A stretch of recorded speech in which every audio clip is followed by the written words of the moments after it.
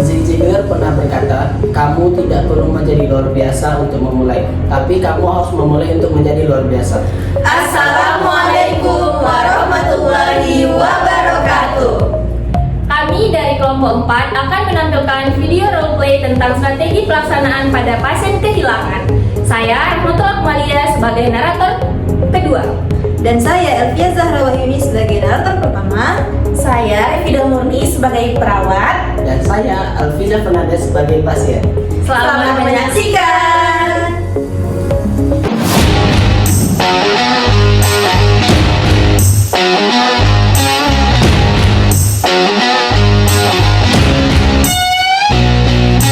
Berdasarkan jurnal Nursing Grief and Loss pada tahun 2025, kehilangan dapat bersifat nyata atau dirasakan dan merupakan ketidakhadiran sesuatu yang bernilai.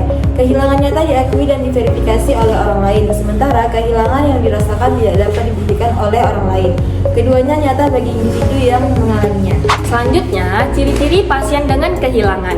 Pasien mungkin mengalami sedih yang berkepanjangan, kehilangan minat dan aktivitas, gangguan tidur dan nafsu makan, serta kesulitan berkonsentrasi.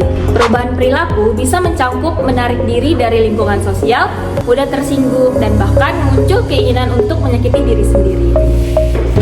Selanjutnya, strategi pelaksanaan apa sih yang bisa diberikan oleh perawat pada pasien dengan kehilangan? Yang pertama adalah langkah kerja. Kita masuk ke tahap orientasi, yaitu perawat mengucapkan salam terapeutik, memberikan validasi mengenai keluhan yang dirasakan, memperkenalkan nama perawat, menanyakan nama pasien dan panggilan kesukaan, kemudian menjelaskan prosedur tindakan, tujuan tindakan, waktu tindakan, dan menentukan tempat untuk tindakan. Nah, yang terakhir adalah meminta persetujuan pasien. Selamat menyaksikan. Assalamualaikum Bapak, selamat pagi. Perkenalkan, saya Revida Murni. Bapak bisa panggil saya Suster Pida ya Bapak. Saya boleh tahu Bapak namanya siapa? Bapak senangnya dipanggil apa? Baik Bapak H, kalau begitu saya panggil Bapak H ya. Saya perawat hari ini yang bertugas dari pukul 8 sampai pukul 2 siang ini. Bagaimana keadaan Bapak hari ini? Suster paham Bapak mungkin merasa sedih akibat kehilangan pasangannya. Biasanya Bapak melakukan kegiatan apa di rumah kalau Bapak lagi sedih?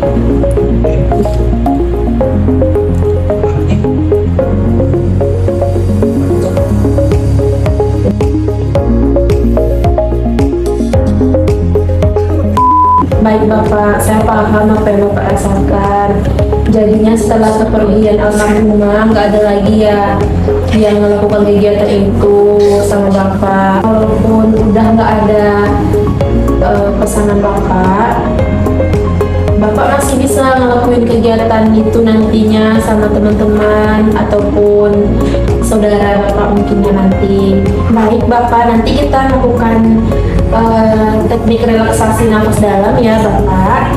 Bapak nanti bisa ikutin saya ya.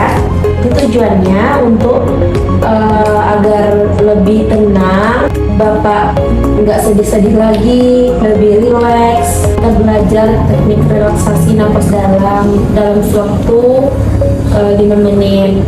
Apakah Bapak bersedia? Bapak ikuti saya ya. Tarik nafasnya Bapak, tahan, hembuskan. Ulangi, tariknya, hembuskan, tariknya, hembuskan. Baik Bapak, setelah diajarkan teknik relaksasi nafas dalam, bagaimana perasaan Bapak? Kira-kira dalam sehari Bapak bisa melakukan teknik nafas dalam ini dalam 3 kali?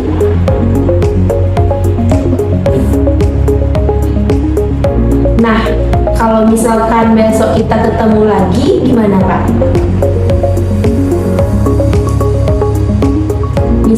Misalnya nih, besok kita jalan-jalan atau mungkin keluar taman, diskusi tentang hobi Bapak atau kesenangan Bapak. Bisa Bapak? Jam 9 besok pagi kita mulai cerita-cerita ya Bapak ya. Kalau gitu, kita diskusinya hari ini sampai di sini ya Bapak ya. Kita lanjut besok lagi ya. Baik, Suster Komisi.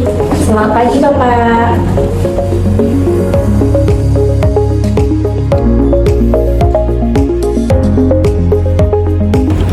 Selanjutnya, strategi pelaksanaan yang diberikan dapat bervariasi, di mana pada hari kedua, perawat dapat melaksanakan strategi dengan menanyakan kepada pasien mengenai respon yang dirasakan setelah tindakan keperawatan SP pertama dilakukan. Nah, yang kedua, menanyakan hobi apa sih yang bisa dilakukan oleh pasien untuk bisa kita masukkan ke daftar kegiatan sehari-hari. Yang ketiga, memberikan reward secara positif, dan yang keempat, memperhatikan, mengamati, dan mengobservasi respon yang ditimbulkan. Yang kelima, merencanakan tindak lanjut apa yang harus pasien lakukan dan melatihnya. Yang keenam, menentukan topik, waktu, dan tempat untuk pertemuan. Dan yang terakhir, mengakhiri pertemuan dengan baik dan memberikan salam. Selamat menyaksikan. Assalamualaikum Bapak. Selamat pagi Bapak. Bapak masih ingat saya Pak? Iya Bapak, betul sekali. Saya Suster Pida Bapak.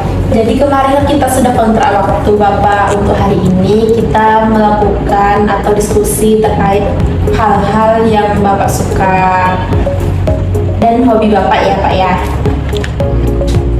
Jadi gimana Bapak hari ini? Bisa? Kemarin setelah saya ajarkan teknik relaksasi nafas dalam, apakah udah Bapak aplikasikan lagi? Gimana perasaan Bapak setelah itu? Bagus Bapak.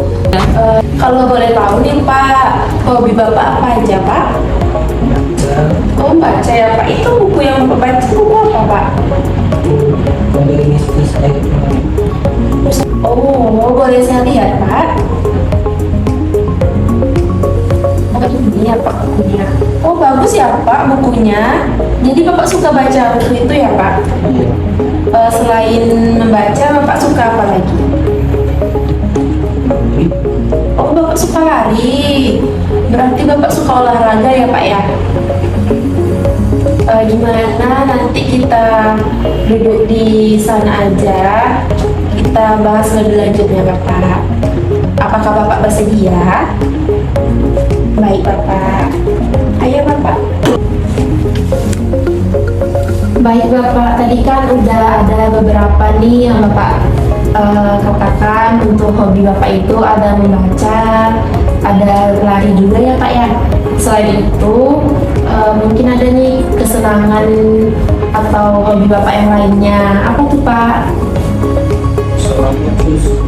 Oh Bapak bisa bersolawat juga ya Pak? Boleh saya dengarkan Pak? Oke Bapak, saya mau dengarkan ya Pak ya. Al-hijratu hikmatu khalina amal islam lazina al-hijratu hikmatu khalina amal islam lazina wassalamullahi ala al-adin. Masya Allah, ternyata bagus sekali ya Pak suara Bapak. Baik Bapak, jadi bagaimana perasaan Bapak sekarang? Apakah sudah lebih baik dari kemarin Pak? Boleh Bapak ulangi lagi apa aja manfaat yang Bapak rasakan setelah melakukan hal-hal yang Bapak senangi? Udah lebih tenang, terus sedihnya udah berkurang. Bagaimana kalau kegiatan berselawat ini kita masukkan ke dalam buku harian Bapak? Nanti Bapak di setiap habis maghrib bisa berselawat, atau mungkin nanti juga baca-baca Al-Quran untuk menenangkan diri Bapak. Bagaimana Bapak? Kalau begitu sebelumnya Bapak sudah memiliki buku kegiatan harian? Kalau begitu kita masukkan sholawat ini ke dalam buku harian Bapak ya.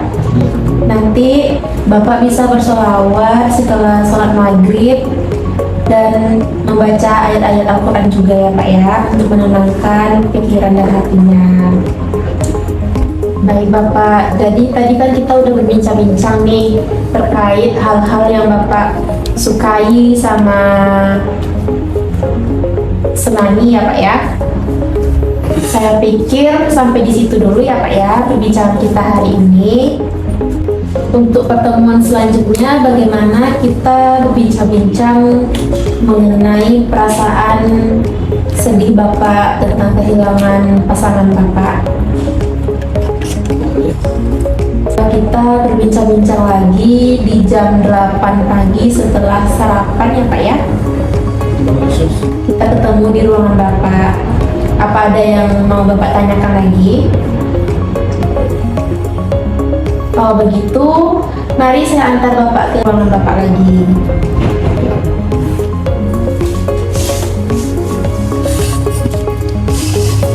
Selamat pagi Bapak. Bagaimana perasaan Bapak hari ini? Pada strategi pelaksanaan ketiga, perawat menyampaikan kepada pasien tentang fase-fase yang dialami pasien selama proses kehilangan dan berduka. Ikuti terus ya. Oh, udah nyaman ya Pak ya?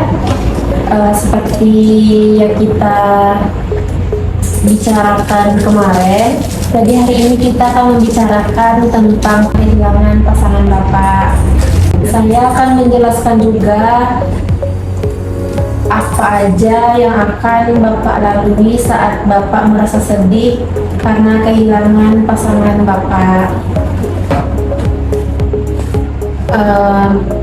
Mau di mana Pak? Apakah di ruangan Bapak aja atau di ruangan tengah Bapak?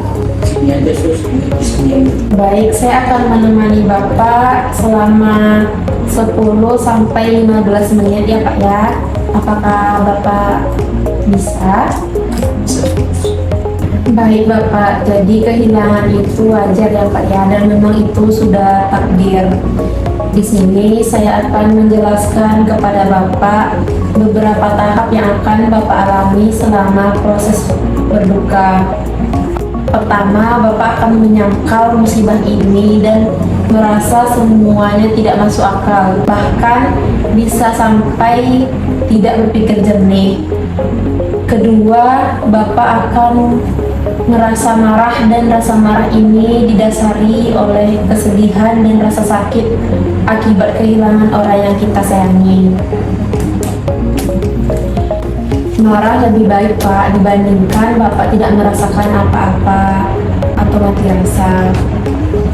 Ketiga, Bapak akan melakukan tawar-menawar nih dengan Tuhan supaya musibah ini berhenti, atau seharusnya menyelamatkan kekasih Bapak. Kenapa sih nggak saya aja? Pasti Bapak merasa begitu ya Pak ya.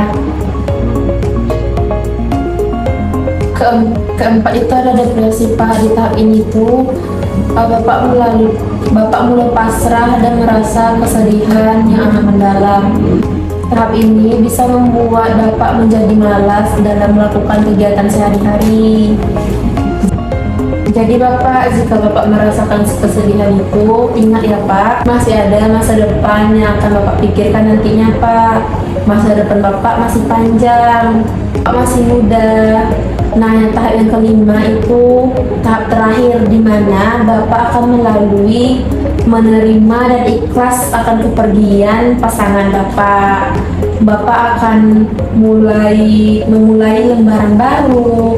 Dan ingat bahwa tidak ada yang bisa mengubah sesuatu yang sudah terjadi.